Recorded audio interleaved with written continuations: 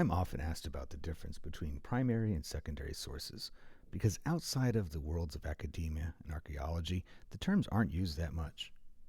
Essentially, a primary source is a product of a subject, like a person or time period, while secondary sources are in regards to those topics. But things get a little murky when I inject my mantra. Everything is a primary source into the conversation, because even secondary sources can be looked at as documents of their time period. That's where this podcast comes in. Its purpose is to look at all things, especially often overlooked items from pop culture, as reflections of the people, places, and time periods from which they came.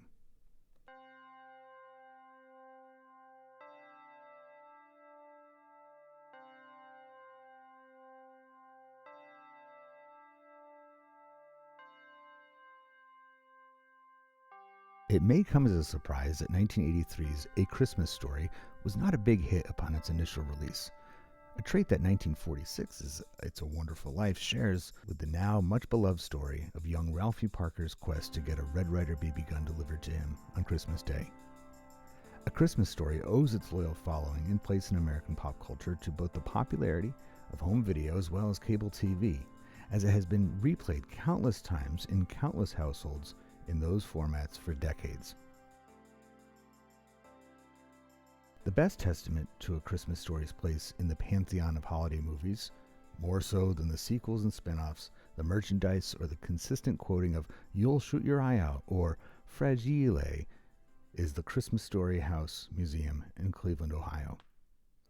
Lead tour guide Ernie Scales joined the show recently to talk about how this museum stands as a primary source of the early part of the 21st century.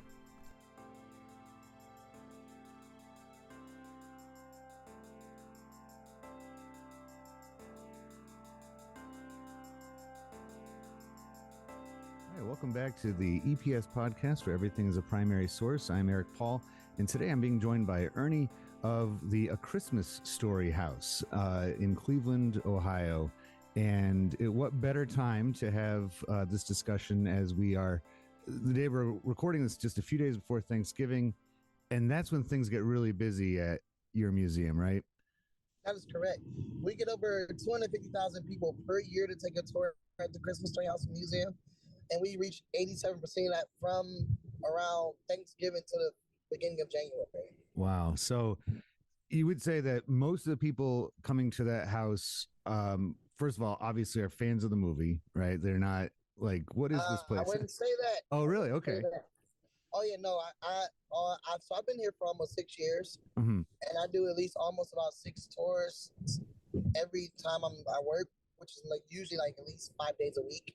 And I've had a nice percentage of people who's never seen the movie or who don't like the movie to come take a tour.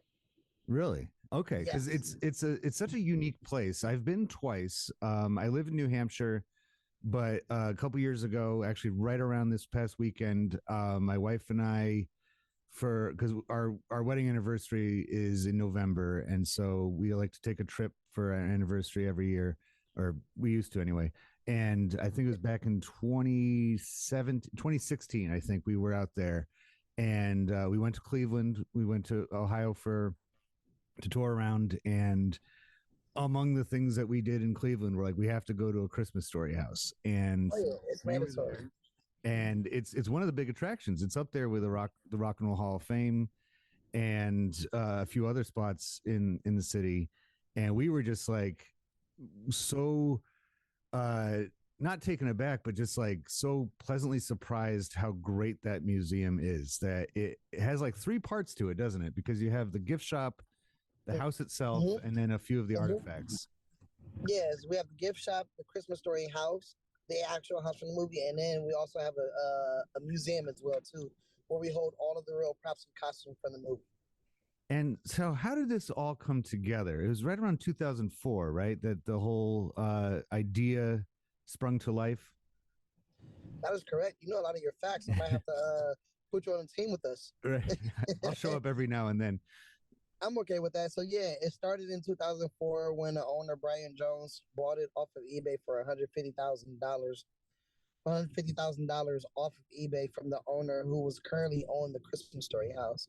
Okay. And then he spent up to $208,000 in renovations and reconstructions on the actual house itself, to then opening up as a museum in 2006. That is probably one of the most early 2000s expressions that he bought it off eBay. And if I remember from my tour that I took, because back in 2016, we took the tour. And then last year we were driving through Cleveland, and we stopped again in the summertime. And it had developed quite a bit since we had seen it. Like the Bumpus's house is gone, and, had nice parking lot and everything, paved over. But if I remember from the tour, they said he bought it sight unseen, right? Like he was living elsewhere in the country. That is correct. So he was living in Florida. No, actually, he was living in San Diego. Okay. And he saw the ad on eBay, and the ad, it promoted the house through pictures, but it didn't look like the Christmas Story house because the previous owner actually put money into renovating it and reconstructing it, so nobody would know that the actual house was in the movie. Okay. And what convinced him to actually buy it, to let him know that it was the actual Christmas Story house, was the shed, and one of the pictures still looked the exact same way it did in the movie. All right. So and he was a fan of the movie, right? Like a big time fan. So much of a big fan that he actually started his own company and his own website called Red Ryder BB Gun.com, where he would make leg lamps and fragility crates and send them out to whoever bought them all over the world. That's so incredible. I mean, and that's so perfect for the internet age of, because that's right around the same time that the movie started airing 24/7 on first TNT, right? And then TBS picked it up in 2004. And so my memories of that movie go back to when it first came out. I was pretty young at the time. And you're talking 1983 young or a little bit after that? I was born 81. So okay.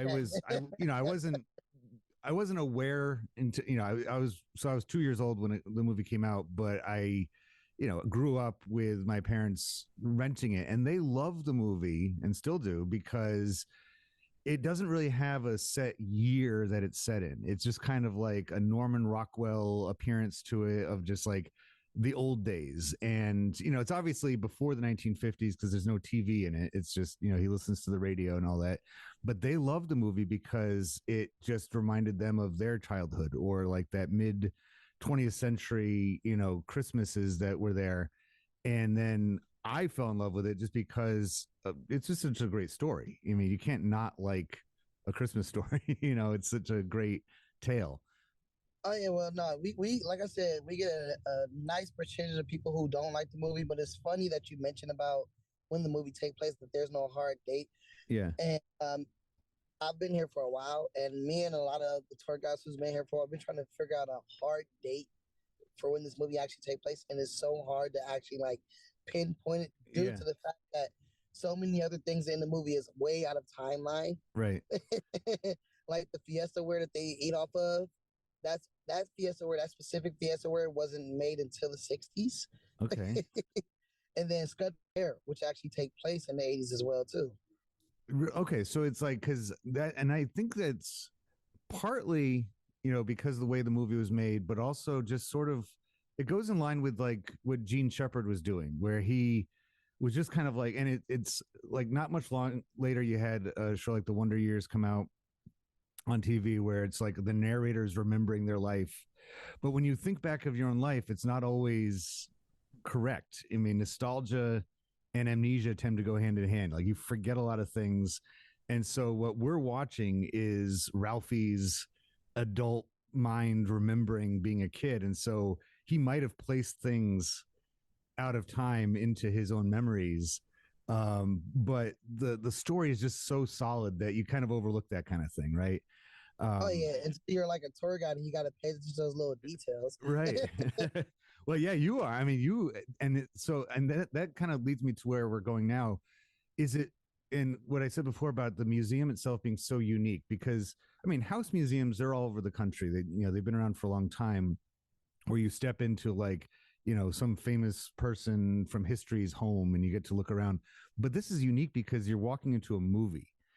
And so is it, because of that, do you find that you have a unique experience being the tour guide of being able to show people around a film, but not quite a set, but it's like they get to interact with the movie by being there, right?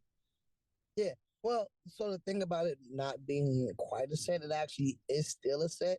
I Yeah. mean, they didn't film all of the movie in the actual Christmas Story house that people come and visit, but they filmed a good percentage of the movie inside of the house. Mm-hmm. I want to say a little bit under 25% of the movie was filmed inside the house. The rest, unfortunately, was filmed on the sound stage. But that's actually way better than a lot of other movies that was filmed. Yeah. Some movies just use the exterior of house and then they go straight to a sound. Right. Well, I mean, that's kind of like there's a lot of other movies, especially with like Christmas movies that I can think of, like Kevin McAllister's house in Chicago is a real place, but that's not a museum. It's like privately owned. They don't want anybody in there. I think like the Griswold's house from Christmas Vacation is probably also somewhere in Chicago area, and I'm not sure if they used any of the interior from the actual house. So you're right. A Christmas Story house is, and I remember that from the tour. Then they walked you in. They said, "All right, some of this was used for the film," but that's such a fun experience to see people like walking into their favorite movie and being able to take pictures in front of the tree and like dress up as the pink bunny and stuff. It's so unique. I remember those days when we could let people dress up as a pink timer outfit. Unfortunately, we don't do that anymore. Is it all the COVID stuff that really take off with the pink timer outfits? So we don't. Oh, really? They just like took off. So it's a safety thing. Okay, so it's your own stuff. Yeah, like all right, this guy's looking nice in the pink nightmare outfit. Oh, he's running down the street. We're not going to chase him. That would be a scene from another movie altogether. People chasing after some guy in a pink bunny outfit. Yeah, let's talk a little bit about the specific location, but then Cleveland in general. I think it's so funny. Like when that house was, when exactly was the house itself built? Are we talking like actually 1895? Yes. So I'm sure when they were building, I mean, motion pictures were barely even existing back then. So when they were building that house, I'm sure they were like, all right, one day this is going to be used for a movie. And then 20 years after that, people are going to take tours of this place based on that movie. They had probably no idea that was going to happen. It was such a wild thing, but it's the Tremont neighborhood of Cleveland, right? Mm-hmm. What is a little bit of the background of that neighborhood as it grew from being after that house and the whole neighborhood started rising up in the late 19th, early 20th century? As far as, you know, it wasn't originally part of Cleveland, right? It was its own separate city. Yeah, Cleveland has his way of making a lot of sub cities inside of the city. Mm-hmm. So Tremont would be considered one of those sub cities inside of Cleveland. And but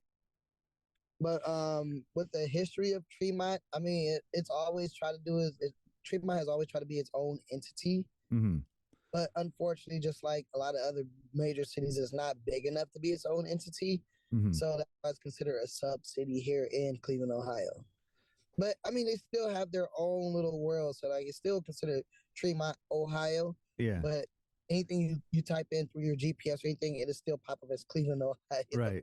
It kind of reminds me of, like, Boston, where, you know, the actual city of Boston is pretty small, but people who live in Charlestown or Brookline or or Dorchester, they're like, just to simplify, they're like, I live in Boston. You know, they're just like, I'm, you know, just to make it so you don't have to explain it all the way through. But technically, when you're driving around, and I remember this big, you know, when the times I've been to Cleveland, I'm like, yeah, I'm going through, you know, several different, I see lots of signs like, welcome to this, welcome to that. But then ultimately it's still just Cleveland. Yeah. And I feel like Christmas time is kind of owned by the Midwest, and Cleveland to me kind of comes across as like the gateway to the Midwest. That's like the first city that you hit. Because Buffalo, Rochester, you know, very similar in their, you know, the way they're made up. Like my wife is from Rochester, New York, and when you drive around, you know, on the lakeside there, the first time we were in Cleveland, I'm like, I feel like we're in gigantic version of Rochester. Like they just took Rochester and beefed it up by like 10 times and made Cleveland. Injected a couple of steroids inside of it. Right. Exactly. So do you think there's a reason why the movie was set in Cleveland and why it fits so well for that? Well, there was multiple reasons for them to come to Cleveland, Ohio. The biggest reason would be because around the 1980s, Cleveland, Ohio still looked like a steel town city, which was very popular in the 40s because almost every city in the United States of America looked like a steel town city. But around the 80s, Hammond, Indiana, which technically the movie take place in, did no longer look like a steel town city. It was actually modernized, just like a city in the 80s. But you gotta leave it up to Cleveland to always be back in time. So we still look like a steel town city and still gave it like that 1940s feel. Yeah. So that was one of the biggest reasons of coming to Cleveland and filming inside of Cleveland. They didn't actually look to film any of the scenes inside of a house here in Cleveland, Ohio. Okay. It was all just sound stages and stuff. Yeah, the only reason why they end up filming inside the Christmas Story house, which everyone loves today, is because they got lost looking for the steel mill. And they just kind of stumbled across it. Yeah, they got lost and they end up, except because they wanted to go to the steel mill. So instead of going straight down Clark Avenue, they actually left on Raleigh Avenue and it put them on West 11th, would put them right in front of the Christmas Story house. As soon as Gene Shepard seen that house, he immediately fell in love with the house for multiple reasons. But his biggest reason was because the movie actually reminded him of the same house he grew up in as a child. That's so great because I mean he was born in the 20s or even earlier than that, and so like he was. I think I read he was born 1921, so by 1940 he would have been well older than Ralphie is. Like Ralphie's like 8 or 9 years old, and but it's still like I always think of there's that one part in the movie where you just get like an exterior shot of the house and you hear the whistle of a train off in the distance, and to me I'm like, that's wintertime in the Midwest. That's so Christmas. Like just that shot is and it's so perfect. And you can only get that there. And I remember visiting the house, and when you go into the backyard and you look over and you can see the steel mills and you can see the skyline of the city and stuff. I'm like, this is just perfect, you know. And it's a great spot. So it was a happy accident, I guess, so that you just kind of came across it. It was probably the most fortunate accident that they ever ran across. And it's interesting that you say that because back in the 80s, you're right, there was a lot of those, you know, I hate to use the term Rust Belt, but Rust Belt cities along the Great Lakes that had been bulldozing their old dilapidated factories for a while. You know, there's corporate takeovers, a lot of stuff, and they were just buying things to get rid of them, basically. And so lucky, you know, once again, lucky that this, you know, Cleveland itself had kind of hung on to its identity to a certain extent. That's one thing we do here in Cleveland, Ohio, is that we hang on to an identity. Yeah. Well, that and from it's LeBron James to the Cleveland Browns, all the way. And those are such. I mean, it's a. I think having pride in one's city and pride in one's region is a very important thing because, especially as time goes on, everywhere starts to kind of look the same, and that's what you were just touching on. Is like, you know, especially after World War II, there was this huge movement of urban renewal and, you know, let's get rid of the old falling apart stuff to replace it with new space age stuff. And I know I've mentioned on my show a couple of times before, but like I think one of the best examples of that would be like in Albany, New York. I don't know if you've ever been to Albany. You know, it's the capital of New York State, so you would think it would have a lot of character to it. And where the Capitol building of that state is actually very beautiful and it's very unique. It doesn't look like most capitals, you know, it doesn't have like a big gold dome and all that. It has like a very old, you know, almost like European look to it. But then the neighboring, they have a, they call it Empire Plaza because it's Empire State. And you can tell it was built in like the 50s or the 60s because it's all supposed to look all space age and stuff. But there's like grass growing up between the cracks of the cement and the buildings are all old and gray and stuff. And it's like, oh, you missed it, because if you just kept the character of this city intact, you would have had, you know, such a great, you know, draw. And it was like there was a lot of mistakes made in architecture and city planning after World War II. They were just like, oh, you know, we're going to the moon, so we really need to get all of our old stuff out of here. And thank goodness Cleveland had the presence of mind not to do that, because it's a wonderful city to go around and tour. That's a stubborn city. That's why. Yeah, it's a very. We don't go with the flow at all. We do our own thing. You're covered in snow most of the year, so you gotta just kind of make do. Snow right now. It's crazy. So, we're hitting all the. I don't know if the template that I work with. Let me see if I can pull it up real quick. I'm just kind of reading off of this is how I dissect all of my stuff, and we've gone through all the questions pretty well already, as far as who made it, how is it made. Actually, that is a good question. When it came to you talked about they put a lot of money into rehabbing it to look like the movie. How long did that take, and did they use a lot of the like still images from the film to make sure it was just right? So, like I said, he spent $208,000 on renovating the house. It took at least 2 years. Wow. To get the house fully renovated and open for tours. And what Brian Jones did, he's went back and watched the movie, and he watched every single scene over 1,000 times. Oh my goodness. Yeah, talk about commitment. I know. And I thought I watched it a lot on Christmas Eve when it's on the marathon. Oh no, yeah. When I get people who come here and take tours and they go, "Oh, I watch this movie all the time. It's like my favorite movie. I've seen it over 200 times." I go, "You got nothing on either us or the owner." Yeah. He probably thinks and dreams about it all year long, just like he can't get it out of his head, I bet. Well, I mean, in order to pinpoint everything in the Christmas Story House the way it is now in our actual museum, he had to sleep, eat, and drink Christmas Story House. Yeah. And it's the ultimate cult following, because if I'm not wrong, it wasn't a huge hit when it first came out, right? Like it didn't do. It did very, very bad in the movies. It was only in theaters for 30 days before they pulled it back out because of lack of attendance. Wow. Yeah. And they budget of $2.5 million for that movie, and overall as a collective, they end up box offering at least $2.2 million for that movie. Wow, that's not good. But then I'm sure VHS sales and over time getting so it's built up because of people watching it on video and then watching it on TNT and TBS over the years. Built up because of Warner Brothers. Right. And what they did was they bought the rights from the movie from MGM, and then they put it on their 24-hour marathon, because before the Christmas Story movie, they were actually 24-houring It's a Wonderful Life. Oh. Yeah, which was technically considered their Christmas movie, which is not a Christmas movie. Right. I mean, it has those feelings to it, but you're right. It covers the whole year. Several years, in fact. Yeah. So it's only like certain scenes are at Christmas.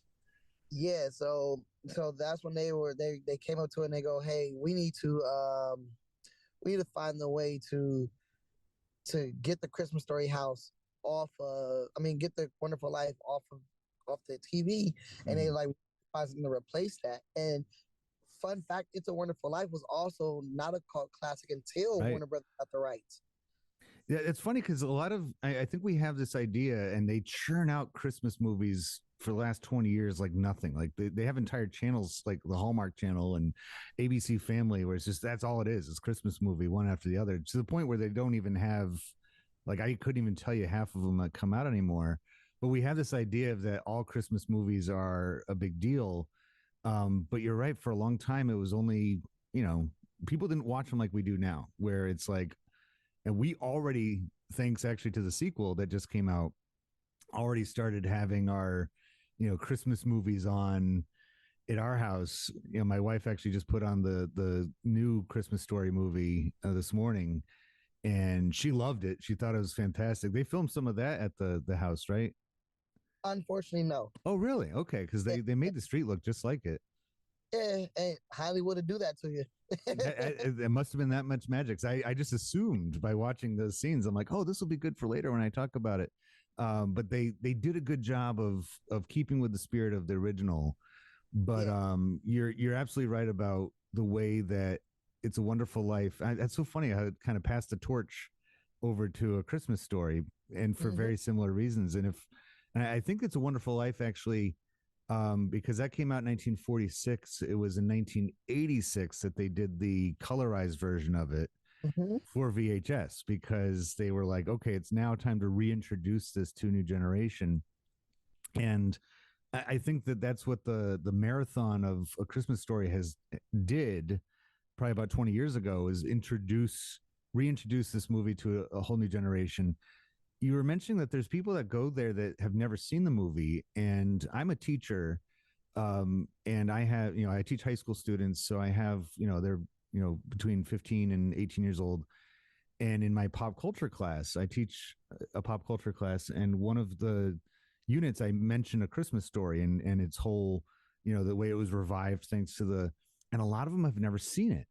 And I can't help but chalk up the cable cutting as one of the reasons for that, because if families are not paying for cable, they don't have TNT, they don't have TBS.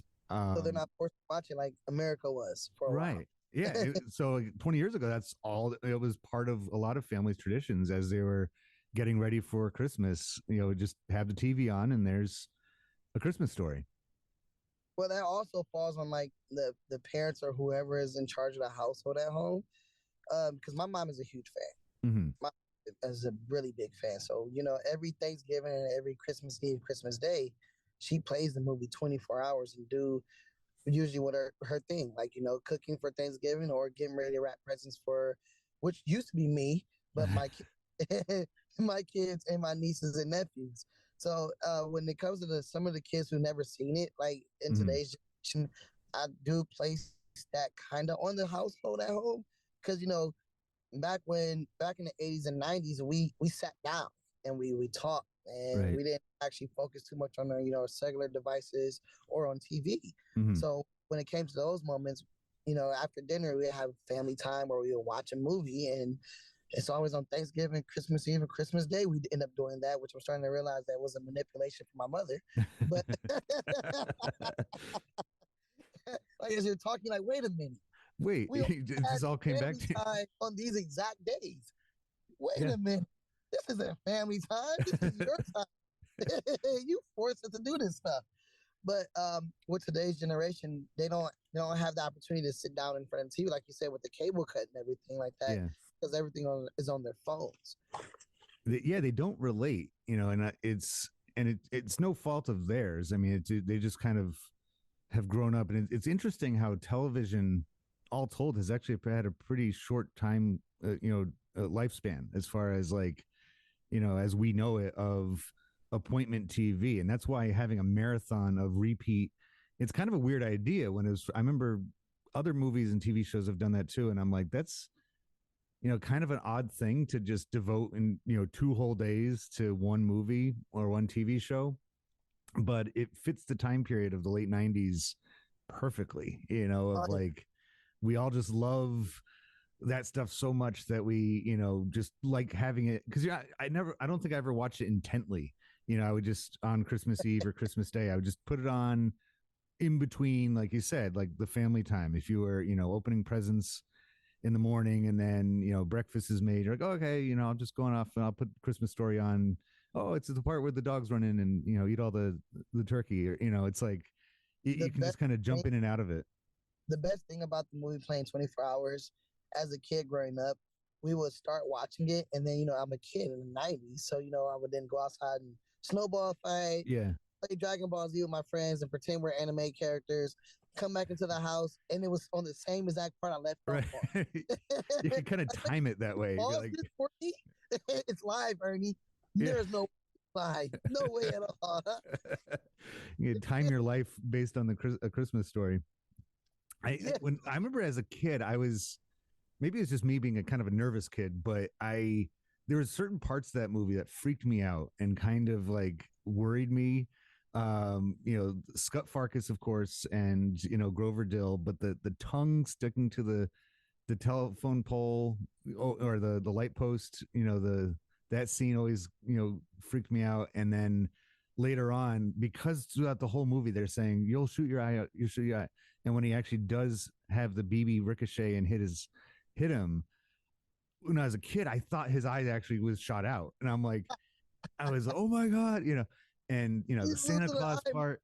The bad Christmas movie. Right. I was kind of scared of it for a while. And it wasn't until I got a little bit older. I'm like, oh, okay. It's all just, kid embellishment. That's what kids do is they kind of make things bigger than they are. And Yeah. and because of that, it's actually a perfectly made, movie. Like I said earlier, every scene looks like a Norman Rockwell painting come to life. They have like that perfect fuzzy tone to it. It looks like you hit play on a painting. It's so well made like that. But for an 80s kid, that I was also, for the record, scared of Thriller. Like whenever that video came on, I'm like, because it's just It's like, funny you said that because I'm with my older brother, who's he's a fan. And so you said Thriller, he's just started doing the Michael Jackson arms. my and it's because like my wife, she takes part every year in a Halloween parade here in New Hampshire that features the Thriller dance, and they practice starting in September, and they do the whole routine as zombies. And so we hear the song constantly, all year, for that whole, and she does, she practices and stuff. And I'm like, man, like 6-year-old me would be out of his mind right Terrified. now. Right. Cause it was the Vincent Price laughter at the end that got me. It was, and like in the video with the eyes, and he gets, so that it's like, I'm sure most of it's just me being an anxious kid, but A Christmas Story for a little while was on that list too, of like, oh no, it's the part with the kid's getting his, he's screaming because his tongue's going to get ripped off, and or Santa Claus kicking him in the head. That always gets me too. So child friendly, right? Right. But it's actually that much more real because of it, because that's how a kid sees it. I love that part when he's Yeah. walking up the steps towards Santa, and they're using the fish lens, and he's like, Santa's like, right up there, like, oh, and it's Yeah, like, right in the face, and the elf is like with his nose all in the camera. yeah, like, hurry up, kid. It brings you back to being a kid, and you think when you're an adult and you look back on it, you're like, why is my kid not happy sitting on this stranger's lap, you know, with his giant oversized beard and everything? Like, why is he crying? And like, oh, probably because it's terrifying for him because they have no context for it. They don't, Because it's still a stranger at the end of the day. right. This is like the weirdest part of their life, is doing all this. But so would you say? Well, I'm assuming during the summer months, because last July we stopped by. It was still pretty busy. There's a lot of people around, and we took a few pictures outside because we didn't have time to do the whole tour, but we took some photos. Is there a time of the year other than Thanksgiving to Christmas that is surprisingly busy at the Christmas Story House? Surprisingly, we're busy all year round. Okay. Like, we have nonstop flow throughout the whole entire year. Like, when I got hired, I'm like, it's a Christmas Story house. Like, won't be in the summertime and springtime. And I catch myself doing 6 to 7 tours a day, even in the springtime and the summertime. Like, oh my gosh, Yeah. what do you do for a living? Hey, it's Christmas here. Right. Well, I guess people are just planning ahead, because I'm sure that house, every part of it has been on countless Christmas cards. I know it's been on ours. When we take a picture of ourselves in front of the house, we throw it on a Christmas card. And Well, what the people do is the reason why it's so busy around all the year around is because they figure, it's a Christmas Story house, so we would get most of our traffic around Christmas season. yeah. So people try to come around springtime and summertime to avoid that heavy flow of traffic, which actually is a very smart idea, because around this time, when our snow starts hitting the ground, like I said, we get over 250,000 people per year. We reach 87% of that from November to January, to where it's so busy that we can't even do guided tours. We have to do self-guided tours. Oh my goodness. Okay, so you have like lines around the block, probably lines all the way to downtown, almost about. Oh my goodness, that's so. I mean, and that's such a testament to the way that pop culture has just kind of like bled into our society and our culture and our regular culture, where we have like and our ability to make our way around, like if the house had opened in the mid '80s as a tour, you'd probably have most of the people just from the greater Cleveland area would be your visitors, but you probably get people from far and wide, right? You get all over the world. Oh yeah, literally all over the world. There was let me see, about 4.5 years ago, I had a group tour, and at least 12 of them was from Russia.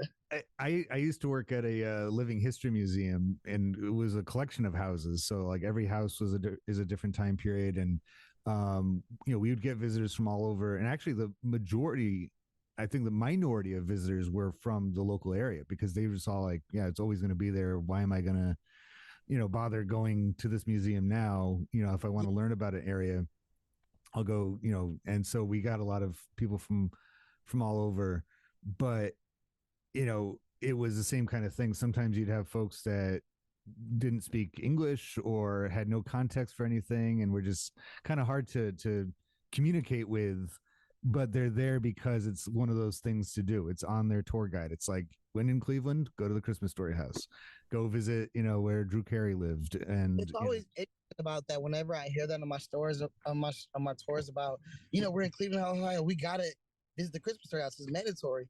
But surprisingly, we still didn't even reach top 5 places to visit in Cleveland, Ohio in the Cleveland Scene magazine. Really? Yeah. We got by the Botanical Gardens, Edgewater Park, Rock and Roll Hall of Fame, and like other like monuments here in Cleveland, Ohio. The James Garfield Mausoleum is up there probably, right? Yeah. With the Lakeview Cemetery. Interesting cemetery. That's where Rockefeller's there, Garfield, and the Alan Freed, right? Alan Freed, yes. The curator of the term rock and roll. All this kind of reminds me of, and it goes hand in hand with, like we were talking about Home Alone before. Home Alone 2 has factored in greatly to my family's perception of New York at Christmas. And so, like, the way they show Christmas Eve, Kevin's there in front of the tree in Rockefeller Center, speaking of Rockefeller, and just he's like the only one there. And like he takes I think he's walking through Central Park, and there's people just taking nice leaves. My wife and I tried to go to New York in December a couple years ago, many years ago now, and it was like shoulder to shoulder people. People walking past the tree at Rockefeller. It was like spilling into the main street right next to it. And like we wanted to get a nice handsome cab around Central Park, and we had to wait. There's like lines, like 7 people back to each stand, and we heard the guy saying it's going to be 15 minutes ride for $80. I'm like, no thanks, like this isn't. And because everybody's doing the same thing, everyone watches the movies and sees the TV shows, and they're like, oh, New York isn't that far away, let's go. Or Cleveland is just down I-90, let's go and check it out. And, hey, what's the worst that can happen? Right. and that's that. So I can't thank you enough for making the time to join the show. And are you giving tours today? Yes, I am. I'm actually sitting in the parking lot because it's warm. Okay. The car. But yeah, I'm on tours today as well too. I have a couple of VIP and private tours as well too to do today. Excellent. Yay. Well, make sure you mention to them that the ultimate VIP, Eric Paul of the EPS podcast, had you on today. But oh yeah. So one thing I always mention is the people from the podcasts or interviews that I've been on. Like, hey, this is a cool place. We get people from all over who wants to be a part of the Christmas Story House. If they can't do it physically, they do it virtually. From podcasts to telephone interviews to radio interviews, to them sending a drone here and I'm talking on a drone. Like it's so futuristic. I know, right? Yeah, the future's here. Well, Ernie, thank you so much from A Christmas Story House, and I hope you have a Merry Christmas, and before that, a Happy Thanksgiving. You need to make sure you come back here and take a tour with me. I'm the lead tour guide. I will. You got to get a tour from the lead tour guide. I will. Next time I'm in Cleveland. All right. I'm going to hold you to that. All right. All right. Thanks again. No have problem. Have a great holiday. You too as well. Take care. House museums and fan experiences like this one have been a feature before on the Everything is a Primary Source podcast, but the A Christmas Story House stands out because it is a perfect blend of the two concepts. Not only do visitors get a chance to be in the movie with the tour of the house and neighborhood used for some of the movie's filming, but props and behind-the-scenes artifacts are accessible too. Not to mention a gift shop bursting with all the leg lamps and Little Orphan Annie decoder rings that you can imagine. And to think, all of this thanks to the way the internet evolved at the turn of the last century. I hope you've enjoyed this episode of the Everything is a Primary Source podcast. Become a Patreon patron to support the show and get exclusive content, including video and extra audio segments, not to mention EPS podcast merchandise. To hear an episode of my household, and by household I mean dogs and cats, as well as people, break down the latest installment of the Ralphie Parker saga, A Christmas Story Christmas, visit patreon.com/EPS podcast and become a patron today.